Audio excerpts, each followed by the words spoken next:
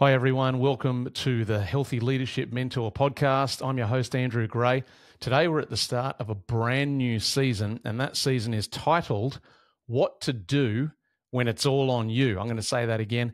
What to do when it's all on you. Now, this season is especially for people who have to face some of the following things. You've either got to make decisions, and the consequences of those decisions are really significant, or there's important results that have to be achieved and it's all sitting on your shoulders.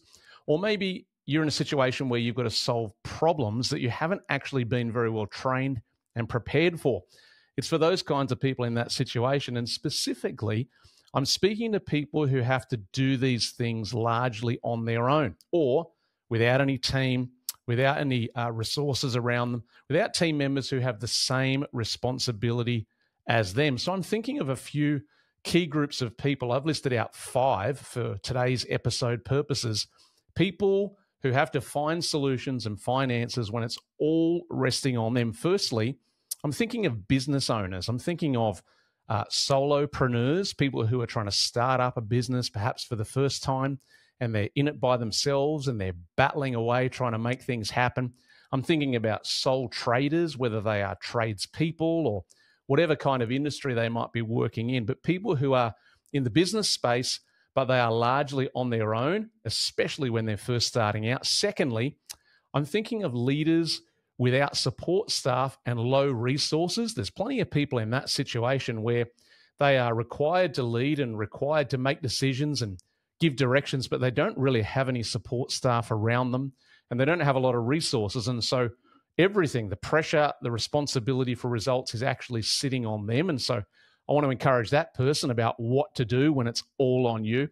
Number 3, and this is a really, really important group of people that we need to give special attention to. I'm talking to solo parents. Solo parents are some of my absolute heroes. I don't know how they manage to do what they do when they're fighting so hard to raise children on their own. And as we know, people can find themselves in a situation as a solo parent because they're widowed or they've been abandoned somehow. Maybe they've been betrayed in a previous relationship. Maybe they are some of our more fragile people in society, victims of domestic violence who really need to have special care and attention and support around them in that season of their life. But for whatever reason, they find themselves in that boat. Solo parents are people who need support and encouragement because it's all sitting on them for raising their children. The 4th category of people that I'm specifically talking to in this season is singles who don't want to be single. Now, what do I mean by that? I'm talking about people who have always been single, people who recently have become single, either through divorce or separation or some kind of breakdown of relationship. And of course, those who have become widowed because of the passing of a partner, a loved one. And so people who are single and don't want to be single. And number 5, people who live alone. Some people are estimating in Australia right now that over 25% of Australians live alone. And some of them do that by choice, and that's their prerogative.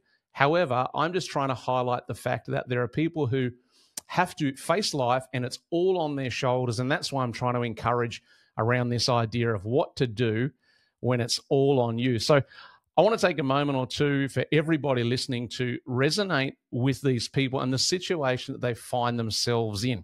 As I said, those different groups of people who have the pressure on them for all kinds of reasons, in business, in parenting, in relationships, in all kinds of situations. There is a lot of pressure on these people, pressure for results, pressure to survive, pressure to get through. And naturally, hand in hand with that pressure, there's also a lot of loneliness that gets experienced. It's difficult to lead. It's difficult to be a decision maker. It's even more difficult to do those things when you feel alone or you are alone in that situation. And the struggle that people go through from day to day, many people believing that they won't have enough energy or what it takes to get through to the next stage of their life. The struggle is very, very heavy on people who are in this situation. Trying to figure out what to do when it's all on you is not easy. There's another situation that people find themselves in, and that is when they are dealing with abandonment and rejection. One of the reasons why some people are in this situation where it's all on them is not by their own choice. They have suffered some kind of abandonment from others, or rejection from others that's left them in this situation where they have to fight alone and battle alone. And it's not what they chose, it's not what they want, but it is where they find themselves. Self-talk in this situation can be very destructive, very negative. That self-talk spiral gets going in the head about how you're not going to make it through, you're on your own, nobody wants you. This can happen to people who are in a struggling situation in their personal life. It's just as much a prevalent thing for those in a business scenario and people in that boat. So we need to resonate with the challenge that people face when they're dealing with all of the pressure is on them and they don't always know exactly what to do. The comparison trap is a very real issue for people as well, that they look around at those around about them and they see their life and their results and how they're going. And naturally, the mind starts to wander and people get into this trap of comparing their situation and their life to somebody else. It's very damaging to the self-esteem and the morale of that individual when they're in that lonely boat. Also, being a provider can add another layer of pressure if you're a solo parent, if you're a business owner, if you're a responsible person of any kind and you have people in your life who are depending on you for your provision. It adds another layer of pressure and stress and anxiety to the scenario of everything is on you and you don't always know what to do. I want to lay a foundational quote here for us in this season. And the quote is taken from the Bible. It's taken from Scripture. Now, I don't want you to get distracted by the source of the quote, whether you respect the source or not. That's your prerogative. I simply want you to lean into the truth of this quote. And the quote goes like this: "It is not good for people to be alone." Let's unpack that for a moment. It is not good for people to be alone. What does it actually mean? What it actually means is that it's more than just not ideal. It's actually unhealthy, it's damaging, and it's limiting. Unhealthy, damaging, and limiting when people are alone for extended periods of time because we were hardwired for connection. It's always tough in life when you are trying to do things by yourself, let alone when pressure and responsibility are added. Here's another thought that's important to understand when we talk about this idea of it not being good to be alone, and that is that there are pieces of us locked up in other people. In other words, unless we're able to make the connections that we need to make in life, we will not be able to tap into the extra pieces of our own jigsaw puzzle to finalize the picture that we were put on the planet to achieve. And so it's unhealthy, it's damaging, it's limiting. We were hardwired for connection. There are pieces of us locked up in others.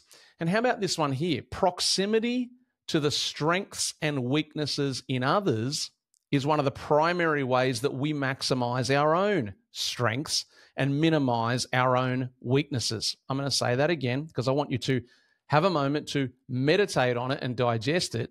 Proximity or closeness to the strengths and weaknesses in other people is one of the primary ways that we maximize our own strengths and minimize our own weaknesses. But how can we do that if we are alone and don't have proximity? The truth is that in isolation, the opposite happens. We end up maximizing our weaknesses and minimizing our strengths. And of course, we don't want to do that. We need to talk about the fact that there is a very stark reality of hurt and betrayal and broken trust that sometimes is the experience of people when they are alone, when it's all on them. People struggle in relationships, in business, in partnerships, in all kinds of connection opportunities. People can struggle to not be alone, not necessarily because they choose it and really want it, but because of past hurt and betrayal and broken trust. These are very, very serious realities that people are facing as they try to journey through what it's like to have not the wisdom, not the ideas, not the truth, not the strategies necessary, and it's all still on your shoulders to get the job done. There are some unintentional byproducts that emerge from being alone and disconnected, whether we choose that or it's a matter of our circumstance. The first one is that we can find ourselves getting locked up in a siege mentality. In other words, we start to believe that the whole world and everybody in it is against us, and they're making it the business of their day every day to pile in on us and make our life harder. That can become a very genuine mentality that exists in those who feel alone and disconnected. Number two, self-doubt can become a real issue. People start to believe that because they're on their own and they're battling on their own every day, maybe they don't actually have what it takes to get the job done. Self-doubt's a real issue. Number three, jealousy becomes a big problem when we watch other people making progress and getting great results and living happy, healthy lives, or so it seems. Jealousy can kick into gear for some people. Number four, when we're alone and disconnected, we have an increased risk of burnout. I've talked about this in a previous season where I've talked about the idea and the importance of good soul tank management. When we are alone and disconnected, battling by ourselves, trying to get it done, and all the pressure is on us, we have a significantly increased risk of burnout. Number five, we have difficulty with re-engaging team collaboration. The longer you battle alone, the longer you're disconnected, the longer you're in that grind by yourself trying to get things done, it then can become difficult in the future to re-engage with team collaboration because we've become so accustomed to getting things done by ourselves. Now, I want to answer this question, which is, why does this subject matter to everybody? Whether you find yourself as one of these people who is alone and battling, or that's not your situation, it's actually an important subject for all of us, and I want to touch on why that's the case. First of all, people who are in this boat, so to speak, they need support, they need encouragement, they need wisdom and practical solutions, and we need to be aware of that. Number two, people who do lead teams, maybe larger teams with lots of resources, people who do lead these teams, you may employ these people one day who have been living alone and disconnected. And the truth is, you need to understand the path that they have traveled on in order to really integrate them successfully into your team and into your context. It matters to all of us. I want to identify real quickly 5 high priority needs for people who are not knowing what to do because it's all on them. What to do when it's all on you is the name of this season. And so high priority needs, I've listed 5 of them. Number one, high priority need of these people is empathy. Very important that we understand, not sympathy. Sympathy is charity because we think the person is down and maybe they're staying there. What I'm saying is empathy. In other words, they need people who can resonate with them and understand where they are, how they got there, and the pathway out of that place. Number two, they need understanding, which means they need to be heard. Sometimes we dismiss people too quickly when they're trying to find an opportunity to explain their situation and how they got there. It's a high priority need for people who are battling on their own to be understood. Number three, and this is really obvious, they need encouragement. They need voices in their corner to say, you do have what it takes, you can get the job done, you can experience better days than what you're experiencing right now. Number four, they need somebody trustworthy to lament with and celebrate with. Somebody trustworthy to lament with. In other words, a person who knows how to sit down next to them when they have a loss, when they suffer a defeat. Sometimes the last thing you need straight after defeat is a whole stack of answers. You just need a trustworthy friend who'll sit there and be with you while you journey through that little mini season. And secondly, someone trustworthy to celebrate with. In other words, the kind of person who speaks well of you when you're not in the room. Somebody like that to lament with and celebrate with is such a high priority need. And then number five, these people need mentoring. There's lots of words that we use for mentoring. Sometimes it's coaching, sometimes it's guidance, but mentoring is a great phrase to use.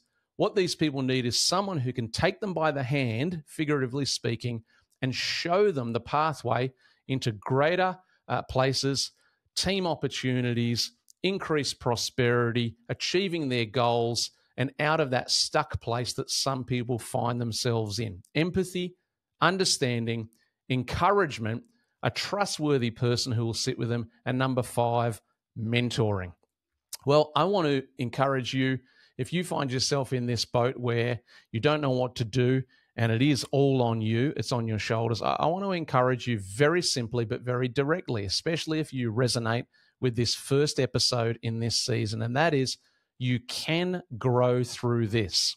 I know it feels like you're not growing sometimes, but I want to encourage you, you absolutely can grow through this. Secondly, you can get through this. Just because you are where you are now does not mean that you're staying there. And thirdly, you can learn from this.